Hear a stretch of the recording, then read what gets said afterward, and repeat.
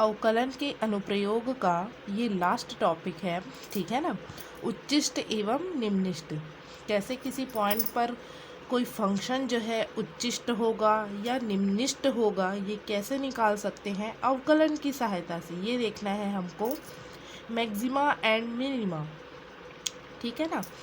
तो ये ग्राफ देखकर हमको समझ में आ रहा है देखने से ही कि इस पॉइंट पर क्या है, सबसे हाईएस्ट है फंक्शन, और इस पॉइंट पर क्या है, सबसे लोवेस्ट होगा फंक्शन, उच्चिष्ट होगा इस पॉइंट पर, और इस पॉइंट पर निम्निष्ट। परंतु अवकलन का कैसे प्रयोग कर सकते हैं, तो बिंदु P पर परिवर्तन की दर क्या होगी, तो स्पर्श रेखा की ढाल देखो क्या है, 0। तो अवकलन क्या हो जाएगा, 0 उस पॉइंट पर। भाई कोई परिवर्तन है क्या या ढाल है क्या, तो नहीं है भाई, तो उसका मान क्या आएगा, 0। अवकलन जो है 0 हो गया। या कह सकते हैं कि ढाल क्या है, परिवर्तन की दर यहाँ पर, तो स्पर्श रेखा खींच के निकालते हैं ना, तो ये है 0। अब इस ढाल में आगे क्या परिवर्तन होगा, तो ये ढाल क्या होते जाएगा, धीरे धीरे इस प्रकार से होगा। पहले ऐसे बना है, अब ढाल ऐसे बनेगा, फिर ऐसे बनेगा, मतलब धीरे धीरे ढाल जो है नीचे की ओर आ रही है। आगे यदि ढाल को देखें हम, तो ढाल क्या है, नीचे की ओर आ रही है। अर्थात इस ढाल में परिवर्तन देखें तो ढाल में क्या परिवर्तन हो रहा है, धीरे धीरे ढाल नीचे आ रहा है, मतलब नेगेटिव हो रहा है। इसलिए dy/dx में परिवर्तन की दर, इसमें परिवर्तन की दर देख रहे हैं, ढाल में परिवर्तन की दर देख रहे हैं, तो पुनः अवकलन कीजिए dy/dx का। तो एक बार पुनः अवकलन करेंगे तो क्या वैल्यू मिलेगा, नेगेटिव, क्योंकि ढाल क्या है जी, नीचे की ओर आ रही है, ठीक है ना। ऊपर की ओर चढ़ती है ढाल तो पॉजिटिव, और नीचे की ओर आती है तो नेगेटिव, ठीक है ना। और ये हो गया पॉजिटिव, तो d2y/dx2 is equal to negative आ गया, मतलब क्या है, उच्चिष्ट है। वैसे ही बिंदु Q पर निकालेंगे तो उसमें भी परिवर्तन की दर देख रहे हैं, तो 0 है, ढाल क्या है, 0, इसलिए परिवर्तन की दर 0। अब dy/dx में परिवर्तन की दर क्या होगा, तो बिंदु Q पर कुछ इस प्रकार से है क्या। अब इसमें इस ढाल में परिवर्तन देखो तो ढाल ऊपर की ओर चढ़ता जाएगा, ठीक है ना। तो dy/dx में परिवर्तन की दर या पुनः अवकलन करे पर पॉजिटिव वैल्यू मिलेगा, तो हम कहेंगे कि उस पॉइंट पर क्या है, निम्निष्ट है। क्या है, निम्निष्ट। नेगेटिव आया वैल्यू 2 बार अवकलन करने से तो उच्चिष्ट, और पॉजिटिव आया तो निम्निष्ट होगा, ठीक है ना। अब इसके क्वेश्चन किस प्रकार से सॉल्व करेंगे, हम क्रियाविधि देख लेते हैं। तो सर्वप्रथम y is equal to f(x) मान लीजिए, dy/dx या f'(x) तथा d2y/dx2 is equal to f'(x) ज्ञात करना है, ठीक है। अब क्या करेंगे, उच्चिष्ट या निम्निष्ट बिंदु पर क्या होता है, ढाल 0 होता है, ठीक है ना। ढाल या परिवर्तन की दर 0 होती है, तो पहली बार जो अवकलन करेंगे उसको 0 के बराबर रखेंगे। 0 के बराबर रखेंगे तो x के हमको मान मिलेंगे, ठीक है। इस x के मान को, ठीक है, जो 2 बार अवकलन किए हैं उसमें रख देंगे, ठीक है। तो हम यदि हमको नेगेटिव वैल्यू मिला है मतलब फलन उच्चिष्ट है, पॉजिटिव वैल्यू मिला है मतलब फलन निम्निष्ट होगा, ठीक है ना। अब उच्चिष्ट और निम्निष्ट है फलन, ये हमको पता चल गया। उच्चिष्ट मान और निम्निष्ट मान ज्ञात करने बोलेगा तो कैसे ज्ञात करेंगे, x का मान को जो फंक्शन है y is equal to f(x) में रख देंगे, ठीक है। तो उस पॉइंट पर उच्चिष्ट और निम्निष्ट मान हमको मिल जाएगा। f(x) एक बार अवकलन करेंगे, 2 बार अवकलन करेंगे, एक बार अवकलन किए है उसको 0 के बराबर रखेंगे, x का मान निकालेंगे, x के मान को d2y/dx2 में रखेंगे, 2 बार जो अवकलन किए हैं, नेगेटिव आया तो उच्चिष्ट, पॉजिटिव आया तो निम्निष्ट, ठीक है। मान ज्ञात करना है तो x के मान को f(x) में रख देंगे, ठीक है। देखते हैं क्वेश्चन सॉल्व करके। y is equal to x 5 - x, x के किस मान के लिए उच्चिष्ट या निम्निष्ट है, तो सॉल्यूशन देखते हैं, ठीक है ना। तो y बराबर हमारे पास है दिया है, अंदर मल्टीप्लाई कर दो क्या, 5x माइनस एक्स स्क्वायर आ जाएगा। dy बाई डी एक्स निकालिए, एक बार अवकलन कीजिए तो कितना आएगा, 5 हो जाएगा, x का 1 हो जाएगा और एक्स स्क्वायर का क्या होगा, 2x हो जाएगा। इक्वेशन नंबर फर्स्ट नाम दे देते, पहले इसको नाम दे दो फर्स्ट, ये हो गया second. d2y by D x 2 ज्ञात करते हैं तो ये हो जाएगा -2, ये वाला 0 हो गया, x 1 हो गया, -2 बस बचा, ठीक है ना। अब क्या काम रहता है हमारा, उच्चिष्ट लिख लेते हैं, उच्चिष्ट व निम्निष्ट, उच्चिष्ट व निम्निष्ट के लिए क्या होता है, dy बाई डी एक्स क्या हो जाता है, 0 हो जाता है, बराबर 0, ठीक है। तो समीकरण 2 से देखिए 5 minus 2x is equal to 0 रख दो, तब 5 बराबर 2x या x बराबर क्या आ जाएगा, 5/2 आएगा, ठीक है ना। x के इस मान को कहाँ रखेंगे, d2y बाई डी एक्स 2 में, x बराबर 5/2 को d2y बाई डी एक्स 2 में रखने पर, तो रखने के लिए कुछ है क्या, x का वैल्यू है ही नहीं, तो एज इट इज़ रहेगा, d2y बाई डी एक्स 2 क्या रहेगा, -2 ही रहेगा, ऋणात्मक है, ऋणात्मक मतलब उच्चिष्ट होगा हमारा फंक्शन, अतः therefore x is equal to 5/2 पर दिया गया फलन क्या है, उच्चिष्ट है, क्या है, उच्चिष्ट है, ठीक है। अब उच्चिष्ट मान भी ज्ञात करने बोला है क्या, तो x इज इक्वल टू 5/2 समीकरण 1 में रखने पर, समीकरण 1 में रखने पर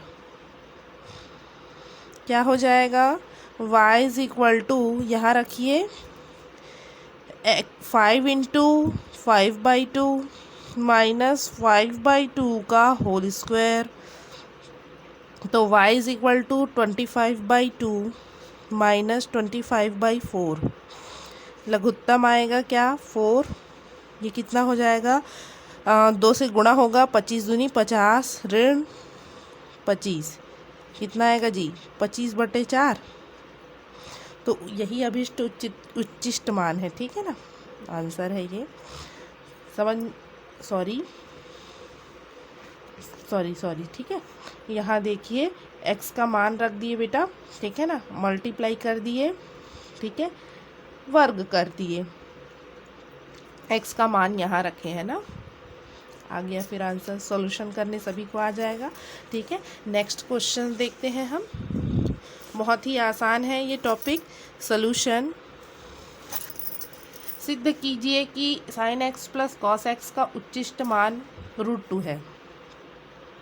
तो माना, पहले फंक्शन को मान लेते हैं, माना f ऑफ x मान लूँ क्या, f ऑफ x बराबर y भी मान सकते हो, sin x plus cos x है, ठीक है।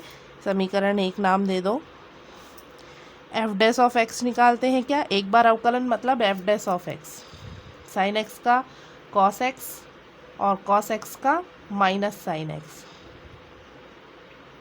समीकरण 2 नाम दे दो, ठीक है। f double dash of x मतलब 2 बार अवकलन कर रहे हैं, ठीक है ना, cos x का माइनस sin x, ठीक है, और sin x का cos x हो जाएगा, ये हो गया समीकरण 3 नाम दे देते हैं, ठीक है। उच्चिष्ट एवं निम्निष्ट के लिए, उच्चिष्ट एवं निम्निष्ट के लिए क्या होता है, f डैश ऑफ x बराबर 0, यही होता है ना, एक बार जो अवकलन करते हैं उसको 0 के बराबर रखते हैं, ठीक है। तो यहाँ आ जाएगा cos x minus sin x is equal to 0, cos x बराबर sin x आ जाएगा, या लिख सकते हैं इसको, पक्षांतर कीजिए इधर, तो sin x divided by cos x is equal to 1, इसको नीचे भेज दिए, ठीक है ना, इसको मान सकते हैं ना, 1 के साथ गुणा में है, इधर आके क्या हो जाएगा जी, भाग में हो जाएगा, तो क्या बचेगा 1। अब sine x upon cos x क्या होता है, tan x होता है, बराबर 1। tan की कौन कौन सी वैल्यू जो है 1 होती है, तो x बराबर आएगा π/4 में भी होता है, ठीक है ना, 3π/4 में होता है, 5π/4 में होता है, एंड सो ऑन, ठीक है ना। तो समीकरण अब क्या करेंगे, डबल डैश x में मान रखते हैं, तो π/4 रख देते हैं। समीकरण 3 में x इज इक्वल टू π/4 रखने पर क्या आ जाएगा, f double dash of x is equal to कितना है, minus sine x minus cos x, minus sine x minus cos x, ठीक है ना। तो माइनस साइन π/4 माइनस कॉस π/4, ठीक है ना। साइन π/4 की वैल्यू 1/√2, और ये माइनस पहले से लगा है माइनस, इसका भी वैल्यू 1/√2। एलसीएम लेंगे तो कितना आएगा, √2 आएगा, और -1 कितना हो जाएगा, -2 डिवाइडेड बाई √2 क्या है जी, ऋणात्मक है। ऋणात्मक है मतलब क्या हो जाएगा, x इज इक्वल टू π/4 पर दिया गया फलन क्या होगा, उच्चिष्ट है, दिया गया फलन उच्चिष्ट है, ठीक है ना, उच्चिष्ट है। अब आगे देखते हैं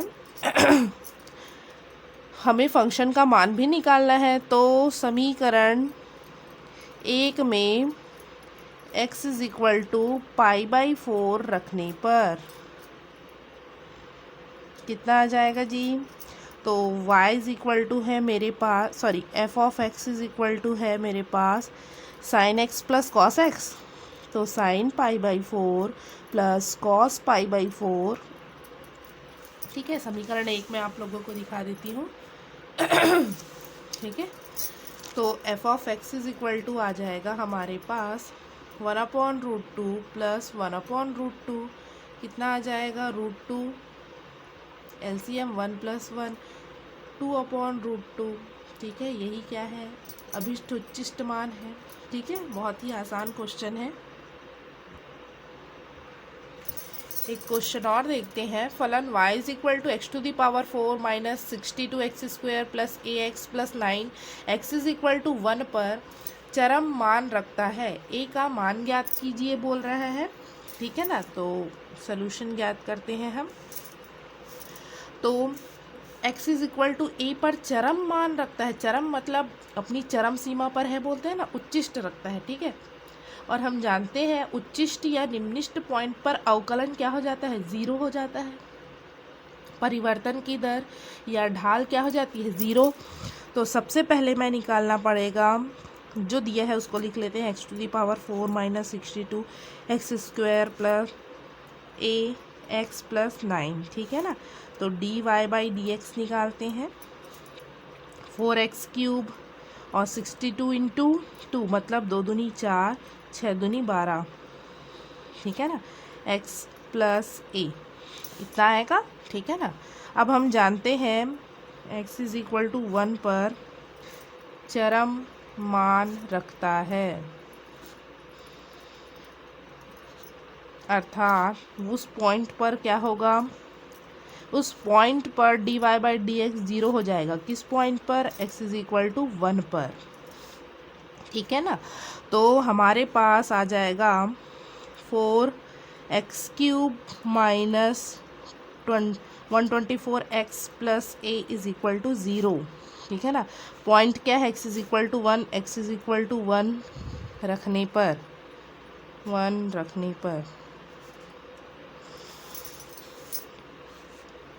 4 × 1 का cube minus 124 × 1 plus a is equal to 0।